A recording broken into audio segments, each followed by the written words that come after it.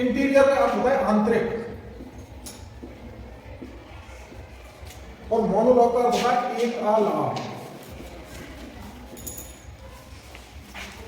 ये जो शब्द है ना एमओ यानी मोनो, मोनो का अर्थ होता है एक, और लॉगस, लॉगस से बनाए लॉग, जिसका अर्थ होता है संवाद करना, बोलना। इंटीरियर मोनोलॉग आंतरिक एक आलाप। अब सबसे पहली बात यह आती है कि इंटीरियर मोनोलॉग है क्या। तो इंटीरियर मोनोलॉग एक टेक्निक होती है, एक तकनीक होती है जिसके माध्यम से लेखक अपने पात्र को एक तरह से स्वतंत्र छोड़ देता है, और फिर वह पात्र अपने मन में और अपने मस्तिष्क में चल रही घटनाओं का वर्णन करता है कि उसके मन के अंदर क्या चल रहा है। अब पात्र के मन के अंदर क्या चल रहा है, इसका पता जो पाठक है, दर्शक है, उनको जो पता लगता है वो इंटीरियर मोनोलॉग से लगता है, क्योंकि पात्र अपने विचारों को व्यक्त करता है इसके माध्यम से। देखिए आप, what is interior monologue. Interior monologue है क्या? Narrative technique in dramatic and non dramatic fiction. Interior monologue narrative technique होती है, वर्णनात्मक तकनीक या वर्णन करने की तकनीक, किसी बात को विस्तार से बताने की तकनीक। कहां पर? इन dramatic and non dramatic fiction. जो ड्रामेटिक और नॉन ड्रामेटिक फिक्शन होता है उसके अंदर ड्रामेटिक, ये इंटीरियर मोनोलॉग, चाहे वो ड्रामा हो, चाहे वो ड्रामा के अलावा अन्य कोई रचना हो फिक्शन के अंदर, उनमें इंटीरियर मोनोलॉग एक नैरेटिव टेक्निक होती है। तो पहला पॉइंट आ गया कि इंटीरियर मोनोलॉग क्या है? नैरेटिव टेक्निक है। आप इतना लिख दोगे ना, interior monologue is a narrative technique. अब नैरेटिव टेक्निक किसमें है? Dramatic and non dramatic fiction में। तो इस तकनीक का उपयोग क्यों करते हैं? क्या जरूरी हो गया इंटीरियर मोनोलॉग? ये तो हमें पता है, इंटीरियर मोनोलॉग में कैरेक्टर बोलेगा और वो अकेला बोलेगा, किसी अन्य कैरेक्टर से उसका संवाद नहीं होगा। उसके मन के जो विचार है ना वही व्यक्त होंगे, उसके माइंड में जो भी इमोशंस, फीलिंग्स या जो थॉट्स हैं जो उसके माइंड के अंदर चल रहे हैं ना, उनको ही व्यक्त करेगा वह। कहानी के अन्य कैरेक्टरों से वह कोई बात नहीं करेगा। तो dramatic and non dramatic fiction में ये नैरेटिव टेक्निक है, और ये जो इंटीरियर मोनोलॉग है ये थॉट्स ऑफ प्रोटैगनिस्ट। प्रोटैगनिस्ट का अर्थ होता है मुख्य पात्र, main character of the novel. जो प्रोटैगनिस्ट होता है उसके माइंड में चल रहे विचारों को व्यक्त करने की तकनीक होती है इंटीरियर मोनोलॉग। तो हम क्या कह सकते हैं? Interior monologue presents the thoughts of protagonist passing through his mind. Protagonist के माइंड के अंदर चल रहे विचारों को व्यक्त करने की तकनीक है, और प्रोटैगनिस्ट क्या होता है? मुख्य पात्र। आगे आइए, तो ये जो इंटीरियर मोनोलॉग है किस तरह से यूज होता है? एक तो ये लूजली रिलेटेड इंप्रेशंस,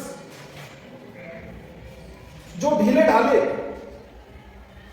या हल्के फुल्के कह सकते हैं हम। लूजली का मतलब है हल्के फुल्के रिलेटेड संबंधित इंप्रेशंस का अर्थ है यहां पर विचार।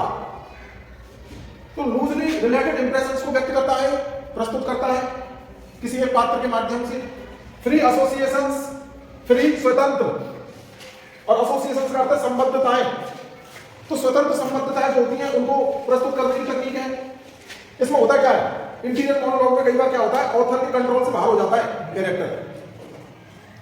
कोई भी राइटर अपनी कहानी, नोवेल जो भी कुछ लिखता है तो सारे कैरेक्टर वही कहते हैं जो लेकर कहलवाना चाहता है। यही तो होता है ना। जैसे कोई फिल्म है, फिल्म की स्टोरी वही है जो स्टोरी राइटर ने लिखी है। वो जिस कैरेक्टर से जो कहलवाना चाहता था, जो करवाना चाहता, वही एक्शन और वही उनकी एक्टिंग होगी। लेकिन कई बार जो प्रोटैगनिस्ट होता है, जो मुख्य पात्र होता है, उसको कंट्रोल फ्री दिखाने के लिए कि ये ऑथर के कंट्रोल में नहीं है, ये तो स्वतः ही इसके मन में ऐसे विचार उत्पन्न हो रहे हैं, तो ऑथर से फ्री दिखाने के लिए भी इंटीरियर मोनोलॉग का प्रयोग किया जाता है।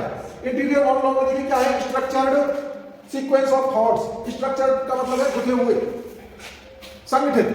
स्ट्रक्चर का अर्थ हो जाएगा संगठित। Structured sequence of thoughts and emotions, विचारों और भावनाओं के का जो संगठित क्रम होता है, विचारों और भावनाओं का जो संगठित क्रम होता है, उस क्रम को व्यक्त करने की तकनीक है इंटीरियर मोनोलॉग। और विशेषकर ये सारी जो फीलिंग्स है, इमोशंस है, थॉट्स है, ये किसके मन में चल रहे होते हैं?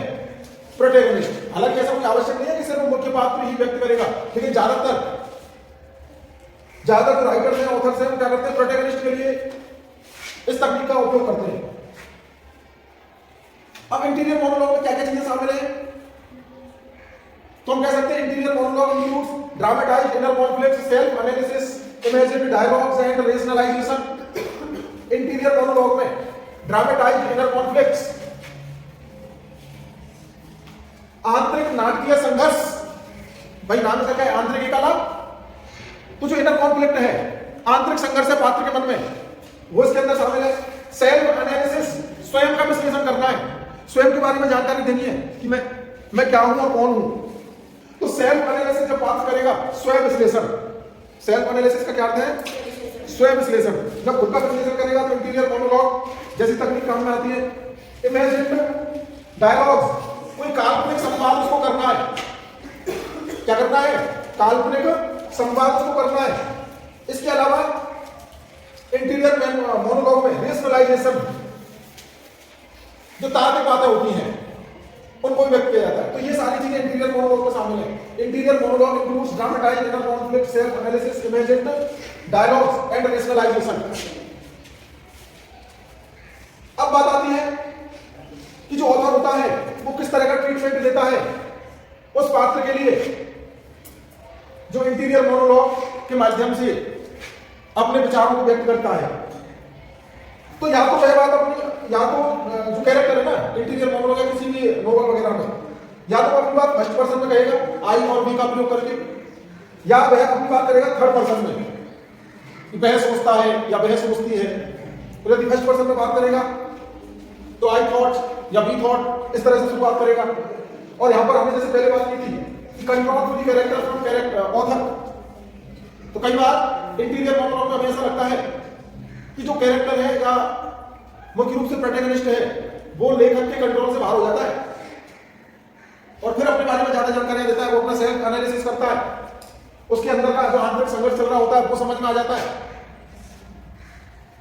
अब इंटीरियर मोनोलॉग जो है इस तरह की तकनीक कुछ और है। एक तो हमने पढ़ा था, बताइए क्या नाम था? स्ट्रीम ऑफ कॉन्शियसनेस, विचारों का प्रवाह या चेतना का प्रवाह। इंटीरियर मोनोलॉग जैसी तकनीक है सॉलिलॉक्वी, इसको कहते हैं स्वकथन। सॉलिलॉक्वी क्या कहते हैं? स्वकथन, स्वकथन। और एक होता है ड्रामेटिक मोनोलॉग, ये भी लगभग इंटीरियर मोनोलॉग जैसी टेक्निक है, ये भी एक नैरेटिव टेक्निक है। अब जो 20वीं शताब्दी में जो नॉवेल्स लिखे गए, 20वीं शताब्दी में जो उपन्यास लिखे गए, उन उपन्यासों में इंटीरियर मोनोलॉग का बहुत ज्यादा प्रयोग हुआ है। 20th सेंचुरी साइकोलॉजिकल नोवेल, 20वीं शताब्दी में जो मनोवैज्ञानिक उपन्यास हैं, साइकोलॉजिकल नोवेल्स हैं, उनमें ऑथर्स ने इंटीरियर मोनोलॉग जैसी डिवाइस का, इंटीरियर मोनोलॉग जैसी टेक्निक का बहुत प्रयोग किया। तो ये कुछ मुख्य बात है इंटीरियर मोनोलॉग की। एक बार मैं दोबारा बता रहा हूं, ध्यान से सुन लो। अब आपको सेंटेंसेस बनाने हैं, इसके बारे में जो भी मैं जानकारी दे रहा हूं उसके आप सेंटेंसेस स्वयं बना सकते हो, चाहे सिंपल सेंटेंसेस बना लो। देखिए interior monologue is a narrative technique in dramatic and non dramatic fiction. Interior monologue dramatic और नॉन ड्रामेटिक फिक्शन में एक नैरेटिव टेक्निक होती है। It presents the thoughts of protagonist, ये मुख्य पात्र के विचारों को प्रकट करने का एक तरीका है, which are passing through the mind of the protagonist, वे विचार जो कि प्रोटैगनिस्ट के माइंड में चल रहे होते हैं। Interior monologue loosely related impressions, free associations, structured sequence of thoughts and emotions, इन सब के लिए एक अच्छी टेक्निक है। इंटीरियर मोनोलॉग में क्या होता है? इंटीरियर मोनोलॉग में ड्रामेटाइज्ड इनर कॉन्फ्लिक्ट्स, जो नाटकीय आंतरिक संघर्ष होता है वो व्यक्त होता है। सेल्फ एनालिसिस, स्वयं विश्लेषण, इमेजिन्ड डायलॉग्स, काल्पनिक संवाद एंड रेशनलाइजेशन। इसमें जो अभिव्यक्तियां दी जाती हैं वो फर्स्ट पर्सन या थर्ड पर्सन के माध्यम से दी जाती है। और कभी कभी ऐसा लगता है कि जो कैरेक्टर है वो किसके नियंत्रण में नहीं है? वो ऑथर के नियंत्रण में नहीं है।